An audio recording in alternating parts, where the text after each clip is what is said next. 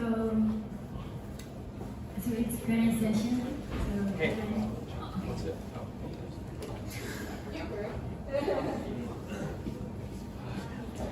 Tired. Yeah, I was remember the question? Okay, so the thing is, it seems that the security model there is a bit based on all the chains that you are connected with are secure. Because otherwise, if I have a bug on one specific chain and I can mint freely there, for example, USDC XOR, yeah, the way of USDC XOR is going to be totally unbounded by the supposed value, right? Could you repeat that question again? So the thing is, for example, if I have a chain that is connected to XOR, and I have a vulnerability there on the minting system, right? Because you are actually minting tokens there, as soon as I understood in the other slide, the USDC XOR. And the thing is, if that gets hacked, the whole, even if you have a Cosmos chain for XOR, the thing is, the value of all the tokens that are bounded to XOR are going to drop by a lot, right? So the security of one chain is going to influence the security of everything. No? Yeah, great question. Yeah, so let me give you a real life example, right? Is that you guys remember last year multi-chain was kind of hacked, where the keys were compromised and subsequently Phantom was impacted, right? So when Phantom was impacted, we were able to detect that even way ahead of time, when blocks was actually forming, we had rate limits. So every chain that we connect, there is a rate limit onto that connection, right? So we're able to kind of first detect a substantial amount of minting and burning or kind of weird messages that's coming through that chain, and it will trigger the rate limit. So it's very similar to traditional exchanges, where when you have a sudden surge of your, say, equity stock price, there will be a circuit breaker on the stock exchange. Very similarly, we have put in place rate limits that kind of stop that. And secondly is that this structure of a hub and spoke model is much more, it is a lot easier to isolate the risk at a spoke level than a point-to-point system. So, you know, other players like Layer0 and Chainlink, it's a one-to-one connection. Imagine you have 50 chains, you have like, I think to the power of 50 is like 100 plus different connections. For you to actually isolate the problem is a lot tougher. You will need to turn on many different connections. From our perspective, we're able to just shut one connection first, and the whole network continues to work, right? So we have different kind of things that we put in place in terms of security-wise, and on top of that, as part of our virtual machine, we're able to enable developers to actually program application-level security, right? So those are some of the key different layers of security that we put in place to Axeler. Thank you. For your presentation, so my question is, can Axeler support the synchronous regime for the different application? If not, do you have the plan to provide this? Sorry, if I didn't hear your question wrongly, is synchronous bridging? Synchronous bridging or composability for different applications? Yeah, so I think, like I mentioned earlier, is that it is purely atomic, where it is not just purely a bridging service that Axeler provides. You're able to compose different types of contract calls from one chain to the other. It can be saying like, I first mint X amount of USDC on this chain and initiate a loan here, and subsequently pull out the loan on the other side of the chain and mint an NFT. So everything can be composed from that perspective, right? So the permutation is infinite from that perspective. Whatever message they want to send from one chain to the other, that's possible through Axeler. Yeah. So I think that's the concept that most developers are trying to grapple right now. It's like, I'm just switching one token to the other chain, but actually you can do much more by building different contracts, switching from one chain to the other. So, was it like the last slide? Like, you guys are providing like OFT version, no, Axeler's version of OFT, right?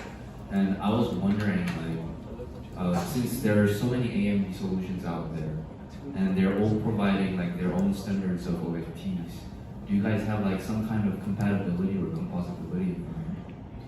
guys maybe utilize on top of OFT of layer zeros or etc.? Great question. I think right now, at the current state of things, there will be key differences across the three different deployments. What we see as, I think, one key area that you guys can actually go study is that we'll review the Lido forum, where we actually did a very, very in-depth research on the different models of bridging stake leaf onto DND chain, right? So through that exercise, we were able to come together as Wormhole and Axelar and create an open architecture using two different AFPs here, right? And subsequently, we can add on more security layers and new bridging solutions, name it Hyperlane, Polymer, whoever comes later on, right? That architecture is possible. But however, coming back to your point with regards to the different token standards, is that I think right now, which token standard is the most secure and the most utility, right? And right now, to be honest, from all the different stacks out there, you can look at you can just click on multiple clicks and you can deploy it with the security assumptions of Axelar. And on top of that, with us moving on to different ecosystems like Cosmos, Solana, and Sui, you're able to create more and more different interchain tokens through Axelar. Understood. Thanks.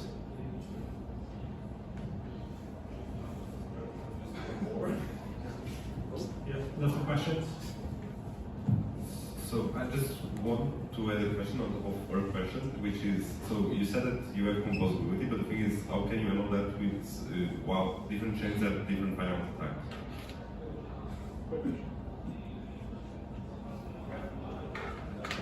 Yeah, great question. So I think there's different ways to look at things. Right now, we have also built what we call as an express service or an intent-centric model, right? So for example, Squid right now, they are able to actually have an intermediary come in to solve for finality beforehand.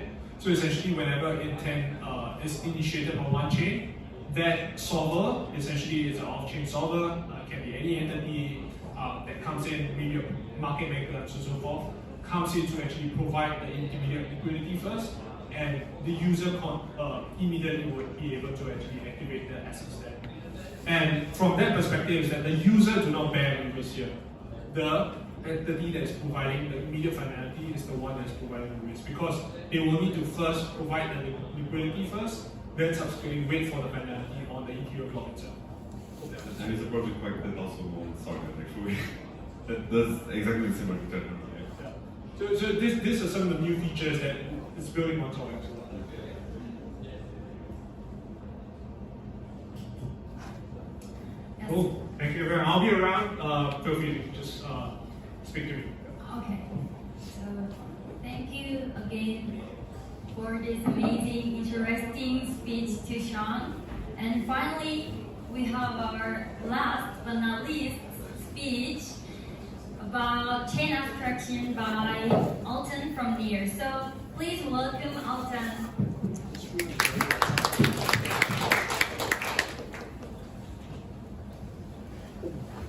Hi everyone. It took a bit like an hour and 20 minutes to get here from the Eastwall venue, so been crazy with the traffic, but happy to see you guys here. It's a very nice office. So I'd love to talk a little bit about what near data availability is. We've actually come up with this idea when sort of the Celestia folks started talking about the modularity sort of the paradigm, but data availability has been sort of a problem that every blockchain solves when they're building a layer one themselves, and the white paper of Near Protocol from 2017, actually 2018, talks about it, because when you're doing a sharded blockchain, it's something that you have to build.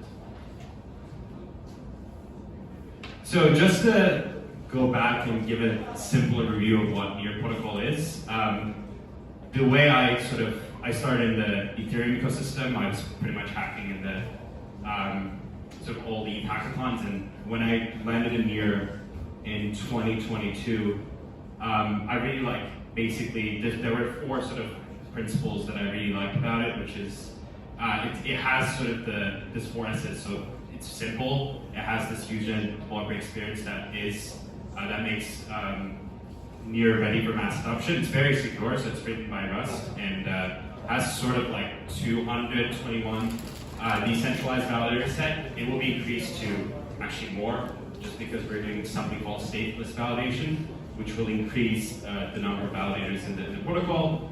It has it was started with dynamic sharding, but currently we're adding those shards manually. We are 6 shards as we speak. We added 2 shards over the last 2 weeks. Resharding is a bit of a tough process, so we've seen that in the protocol to take place. And then sustainability is not important anymore because everybody is proof of stake pretty much. So by the numbers, if you actually add more shards, you can increase the throughput of the network. You want to do second finality with the Doomslug finality, which is sort of like and then you have obviously 6 shards now. And the number of accounts have been growing, actually around like 30 million active accounts. The rest is always just changing. But going back to what we're sort of trying to solve, we've been seeing that a lot of the modularity is taking us to a place where there's too many L2s and L1s, and there's no sort of like single layer to build on top of them. So we're actually working towards chain abstract, and the current way we're working on this is through an MPC that is basically near validators can opt in as MPC providers and nodes. And we're actually working with EigenLayer to add another security onto this MPC where you can say, hey, I have this MPC network that's secured by near validators and also EigenLayer validators as well. The other thing we're building is sort of a fast finality layer. So by using EigenLayer restakers, what you can do is this sort of soft finality on this new layer. And it actually kind of allows you to do sort of a fast finality for ETH rollups. Now, going sort of deeper into DA, we've announced it in November 2023. We've actually just sort of like took out all of this, the smart contract, took out the DA from Near and then provided that as a solution, which is sort of like a smart contract that you can post data. And then that data goes through the consensus of Near protocol, which is secured by sort of the $3 to $4 billion of value. And then it lives on state for a while, and then it gets stripped off by consensus after sort of like 3-4 days. And yeah, we've been sort of, the cheapness comes from basically sort of being the sharded design. So what is data availability? I think everybody knows this by now. If you're here, the monolithic chains basically add sort of 4 different layers, which is execution, settlement, consensus, and data availability. Execution is just basically processing those transactions, computing them. Settling is just basically for transactions to finalize into security. Consensus is just we agree on the ordering of those transactions and agree. And data availability is just to be able to access the data anytime for chunk producers and block producers in Near's case, and then sort of create the next, if it's state n, how to go to state n+1. And the modular, I guess, paradigm took that into sort of 4 different layers, and then you can get those layers from different sort of blockchains per se, or layers themselves. Now, why do we need this? Obviously, you can argue that even though we were having this conversation 2 days ago, post sort of prototype sharding, you started to see fees drop, and then suddenly there's a gas market around prototype sharding, so you end up kind of still taking, the gas fees still will continue to rise up until there's obviously then sharding that come in. And then, yeah, so it still stays to be sort of a problem in the Ethereum ecosystem for the next year or 2. The challenges are pretty straightforward. So you have the throughput problem, which is how do you sort of like, how do you really scale if you, without downloading data for the nodes, and the availability is just the network still needs to guarantee that if you come to the network later, you should be able to get the data. So the availability of if you're coming to Near protocol within that sort of 60 to 70 hours, you can still retrieve that from the protocol itself. After that 60 to 70 hours period, you have to go to an archival node and retrieve that data. So how do we sort of solve this, right, in Near's way? So Ethereum and actually Near provide that on-chain data availability because we're on that data through consensus.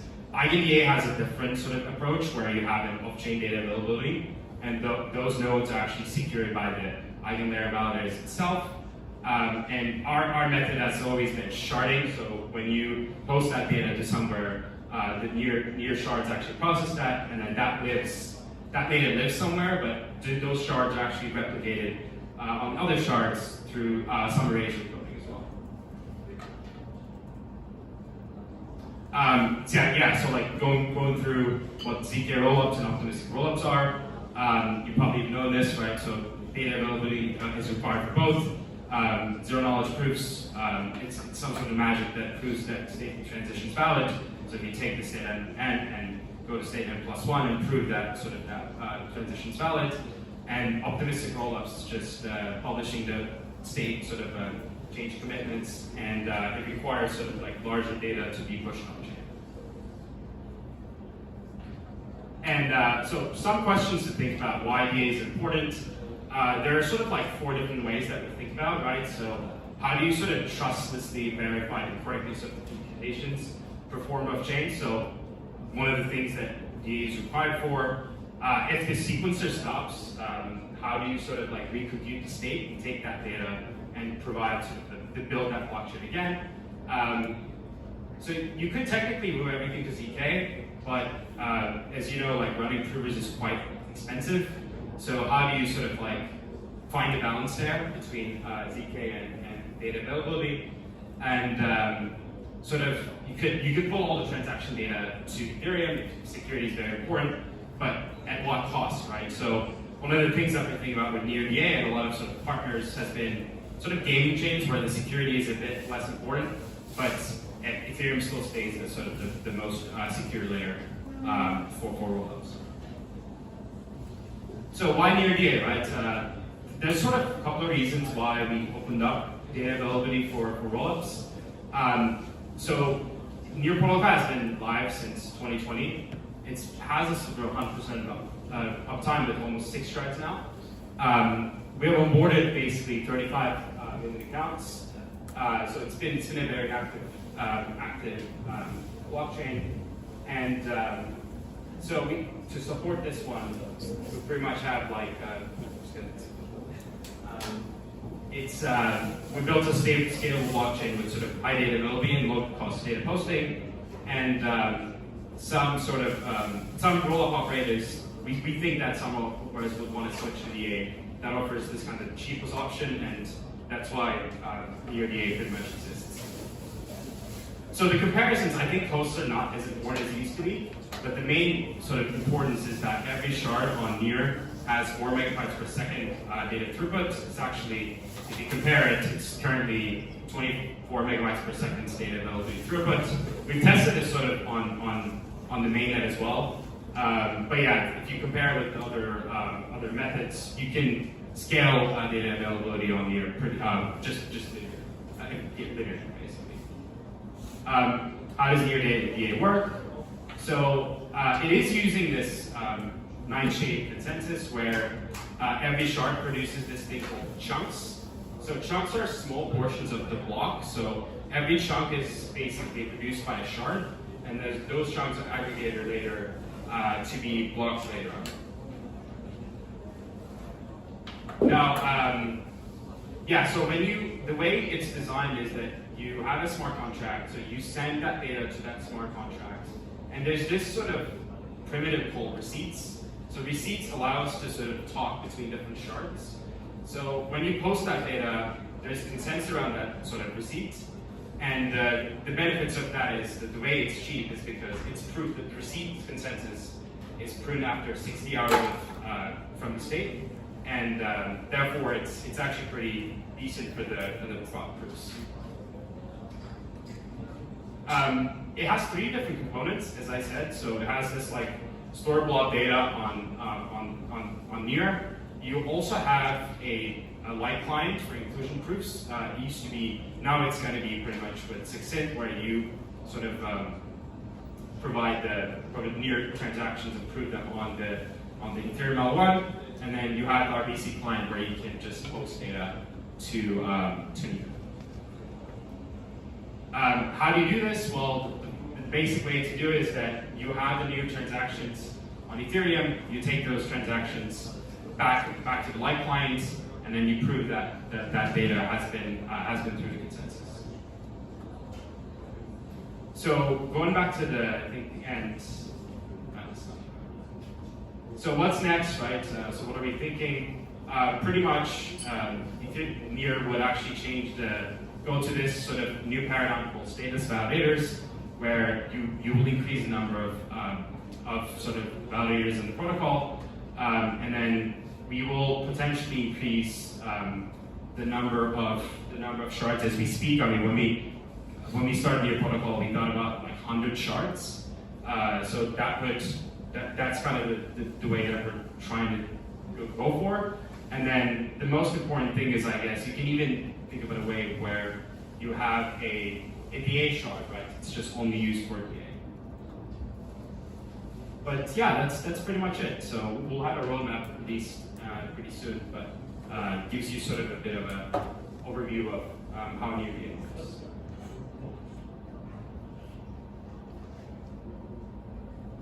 Yeah. If you have any questions.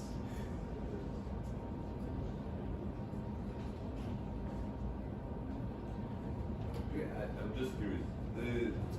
The modality solution is already done. Yeah, I think so. It's PR. Yeah. And you already answered. Yeah, I think it's we've done that. I think in 2. Everything is tested already, and it's working. I think so. Yeah.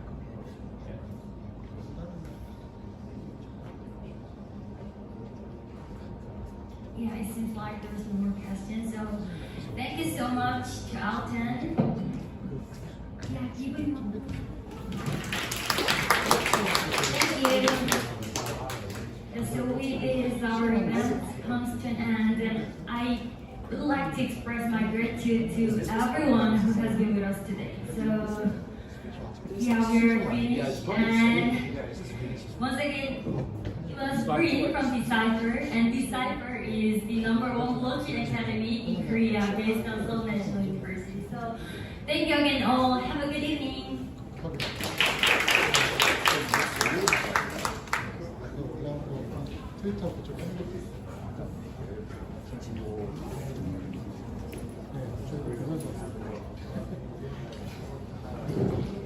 보면서 오다가 아까 그 실시간 끊었던 감사합니다. 제가 이게 한 4시간 반 넘어가 있고 경고도 받았어요. 그래서 다시 그냥 바로